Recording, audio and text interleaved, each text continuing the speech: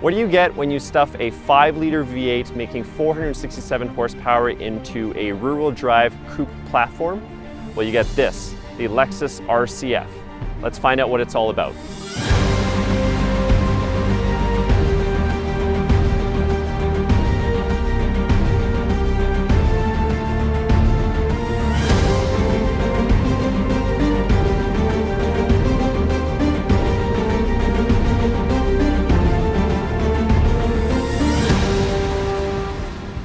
Now, whatever you want to say about the Lexus RC-F and its looks, you can definitely say that it is distinct, it's original, and there's not a lot of other cars that kind of look like it.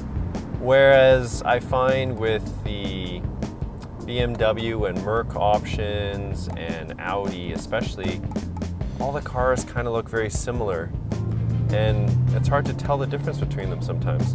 But with the RC-F, it's quite distinctive, and I personally think it looks really good. And I like the way the RC350 looked, and I like the way the RC-F looks even more. It's just got a bit of extra aggression. It's got a lot of bulges and fenders and everywhere, and a lot of the bulges are L-shaped to kind of stay in line with the Lexus L motif that you find elsewhere in the car.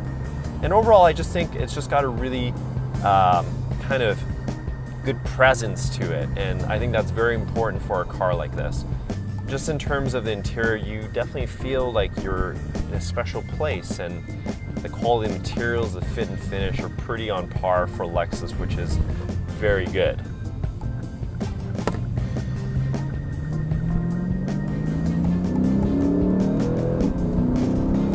Now, the big headline in this particular car is the 5-liter V8 in the front of this car. It's making 467 horsepower and almost 380 pound-feet of torque. And my God, it sounds so good. In a day and age where everything is dominated by turbocharging and downsizing, it is so refreshing to see a naturally aspirated engine, and it really makes you miss. Oh, goodness. The sound of that engine is just absolutely killer. Anyway, so for me, from an emotional aspect, the sound of an engine is really important. It's what defines how you feel about the car. How does it, you know, what kind of mood does it put you in? And the thing with this car is that even when you're not on it, when you're cruising, it's quite gentle and it's serene and it's comfortable. But when you're on it, you have that beast in front of you to really put the power down. I mean, no, it's not going to have as much torque as a turbocharged engine, but who cares, right? I want an experience when I'm in a car, and for me, a naturally aspirated engine is very difficult to match. Oh! This particular 5-liter V8 is the most powerful V8 that Lexus has ever built. Now, if you look back at it, how many V8s have they ever produced? Not a ton, but 467 horsepower is no slouch, but it does have to progress 4,000 pounds of weight. So 467 horsepower doesn't feel as much as you might think it should. I mean, it's still a lot in this car, but maybe not quite as urgent as you might be expecting from a car like this.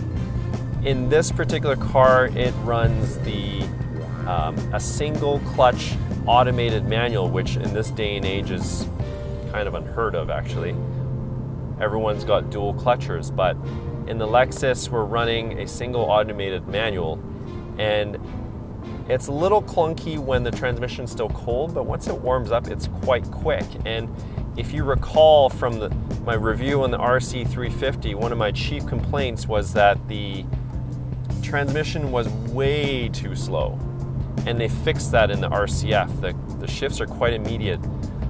But when I'm pushing the car, I want to be able to downshift and have it rev match. And it doesn't really do that very smoothly in this car. So whenever I downshift into second, there's not a nice smooth transition to second. It kind of lurches a little bit, which kind of takes away from the experience. All right, open road, let's see what we got. I got it in Sport Plus, and the torque vectoring system is set to slalom. You can definitely feel the tail pushing out.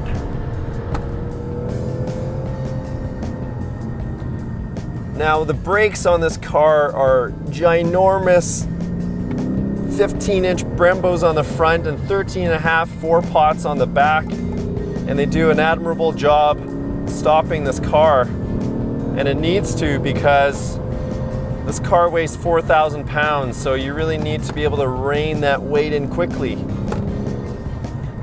Now on a road like this, the RC-F does a pretty good job handling the corners. It's pretty engaging. Oh, it did a throttle blip there. Oh, it's a good experience, this.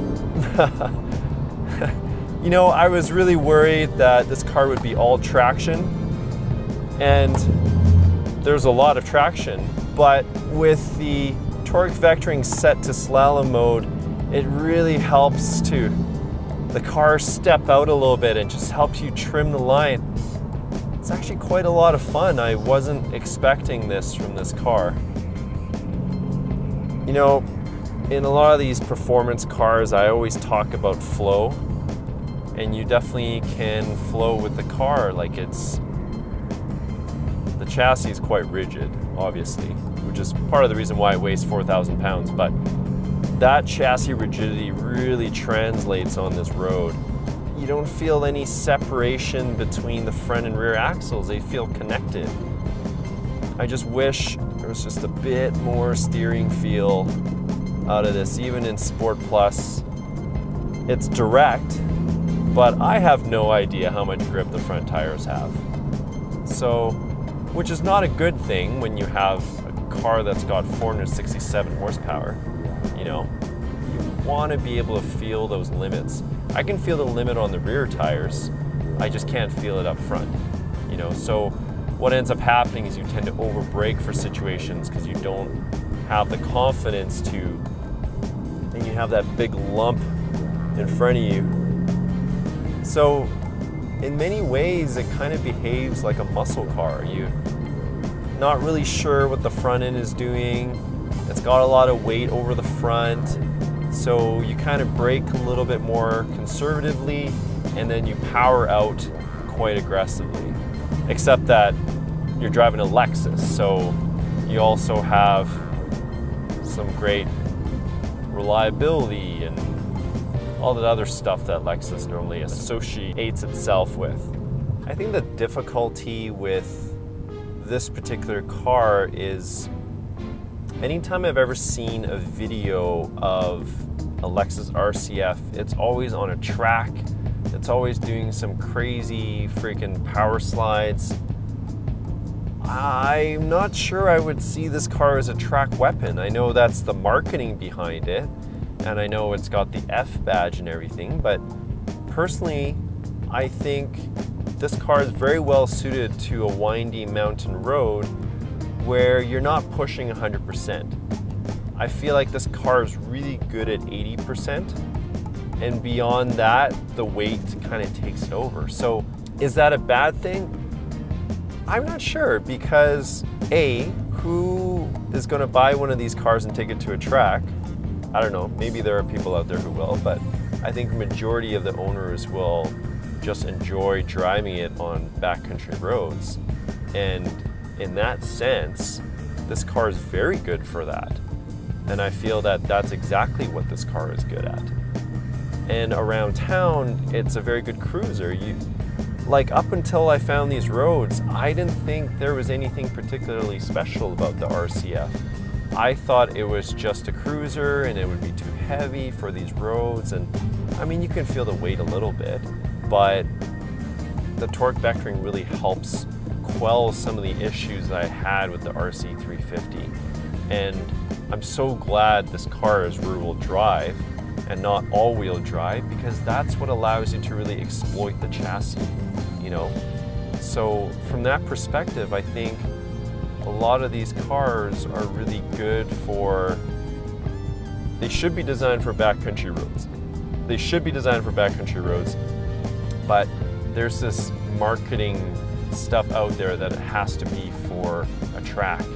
And I think that's just kind of ridiculous. Like, the percentage of people that will ever drive any of these cars, that's including the BMW M4, the Audi RS5, the C63 AMG, how many of those cars will ever actually make it to the track?